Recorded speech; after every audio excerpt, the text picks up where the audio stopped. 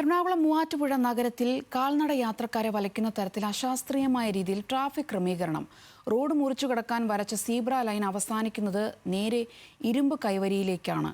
ഇതോടെ zebra line ഉപയോഗിച്ചെത്തിയവർക്ക് നടപ്പാതയിൽ എത്താൻ കഴിയാതെ വീണ്ടും തിരക്കേറിയ റോഡിലേക്ക് ഇറങ്ങേണ്ട അവസ്ഥയിലാണ്.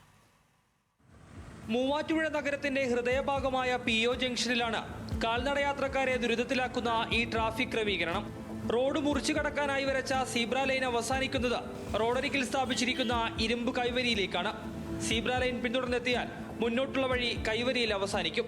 ഇതോടെ വീണ്ടും തിരക്കേറിയ റോഡിലേക്ക് ഇറങ്ങിയ ശേഷമാണ് യാത്രക്കാർക്ക് നടപ്പാതയിലെത്താൻ കഴിയുന്നത്.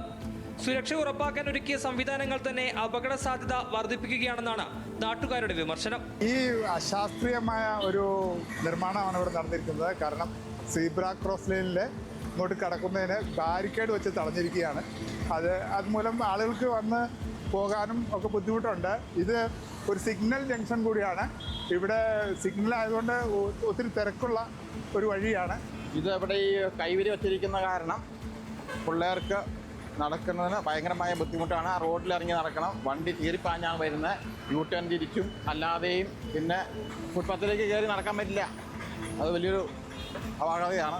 അപകടങ്ങൾ നടക്കാറുണ്ട്. കഴിഞ്ഞ ദിവസം അപകടം നടന്നു. 3 പ്രധാന റോഡുകൾ സംഗമിക്കുന്ന PO ജംഗ്ഷനിൽ എല്ലായ്പ്പോഴും വാഹനങ്ങളുടെ വലിയ തിരക്കാണ്.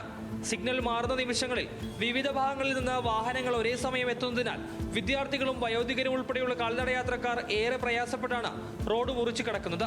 ഇത്തരത്തിൽ അശാസ്ത്രീയമായി സീബ്ര ലൈൻ ക്രമീകരിച്ചതിനെതിരെ നാട്ടുകാരും വ്യാപാരികളും പ്രതിഷേധവുമായി രംഗത്ത് വന്നിട്ടുണ്ട്.